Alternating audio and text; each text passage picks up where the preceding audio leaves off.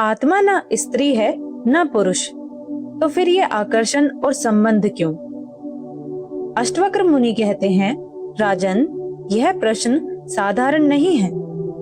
यह वही प्रश्न है जो तब उठता है जब मनुष्य पहली बार अपने भीतर झांकता है और यह अनुभव करता है कि जो वह स्वयं को समझता था वह वास्तव में वैसा नहीं है। जब उसे बताया जाता है कि आत्मा ना स्त्री है ना पुरुष, ना उसका कोई रूप है ना रंग, वह केवल शुद्ध चेतना है, तब उसके भीतर एक गहरी उलझन जन्म लेती है।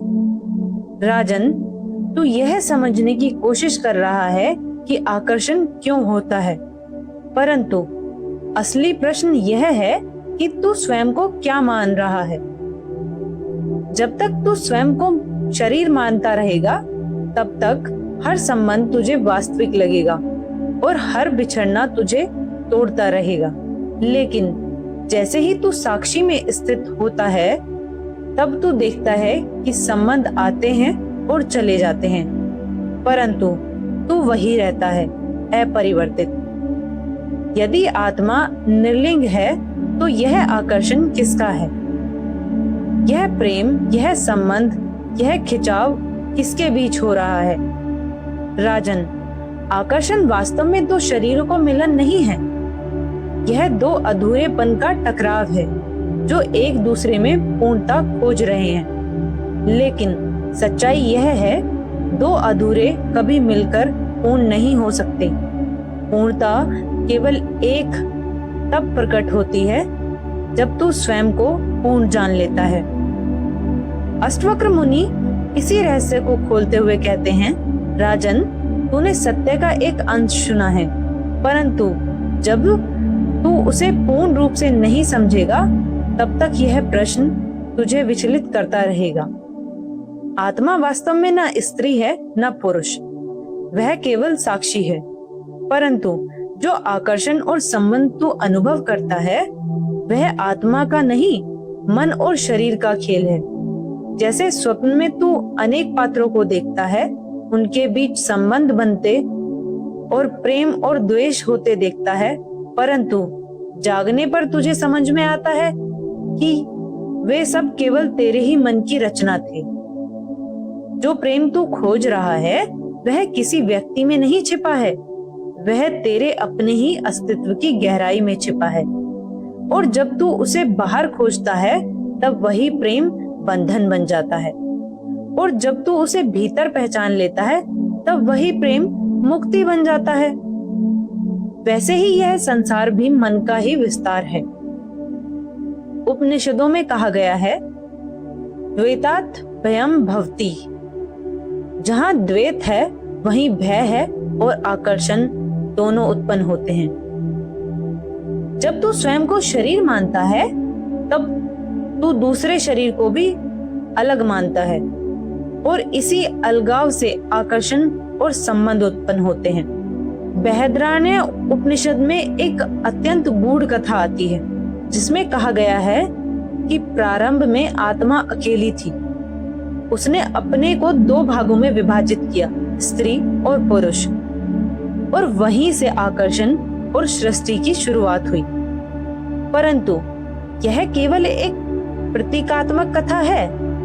इसका अर्थ यह नहीं है कि आत्मा वास्तव में विभाजित हो गई, बल्कि यह समझने के लिए है कि जब एकत्व में द्वैत का आभास होता है, तभी संबंधों का जन्म होता है। अष्टवक्र मुनि कहते हैं, महाभारत में भी यह सत्य अनेक स्थानों पर प्रकट होता है।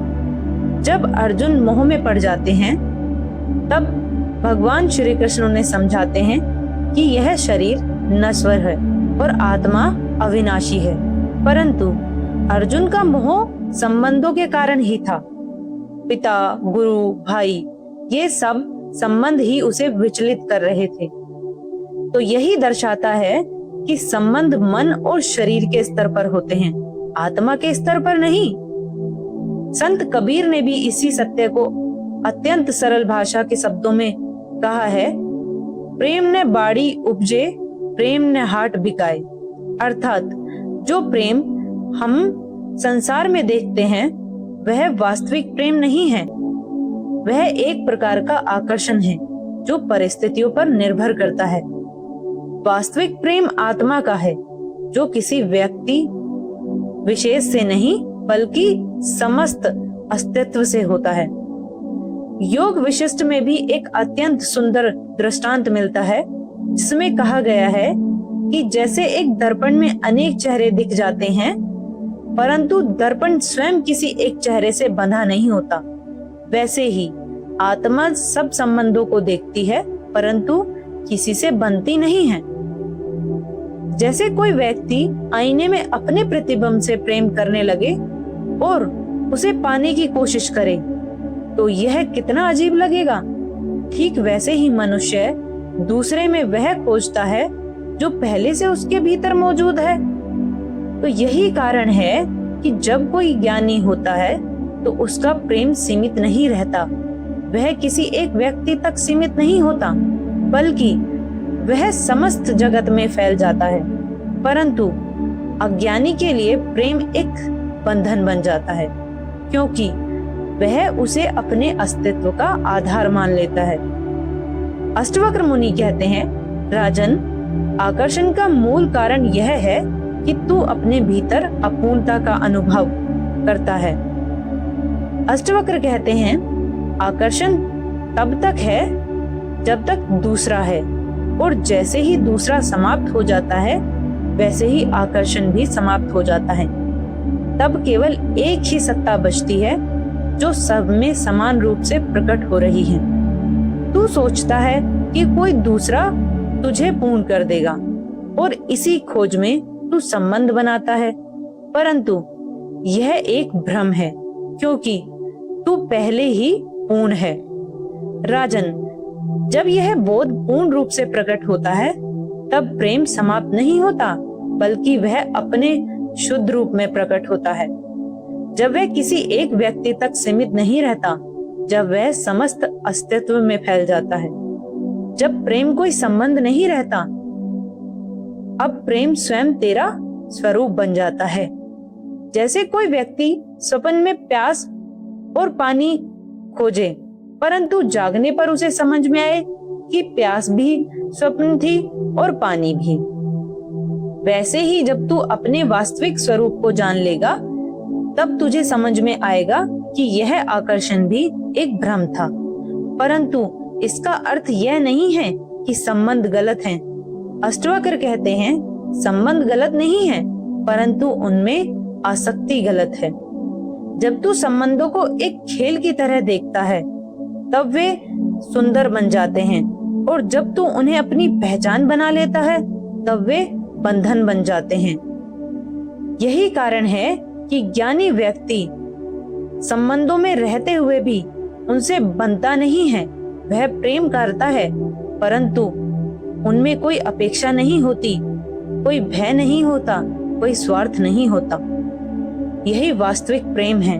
अब राजन, तू समझ कि आत्मा न स्त्री है न पुरुष, यह सत्य है, केवल सत्य। परंतु आकर्षण और संबंध मन और शरीर के स्तर पर उत्पन्न होते हैं, यह भी उतना ही सत्य है। जब तक तू इस भेद को नहीं समझेगा तब तक उलझा रहेगा, परंतु जैसे ही यह समझ स्पष्ट हो जाएगी तेरे लिए संबंध एक बंधन नहीं बल्कि एक साधना बन जाएंगे। परंतु अभी भी एक अंतिम रहस्य शेष है।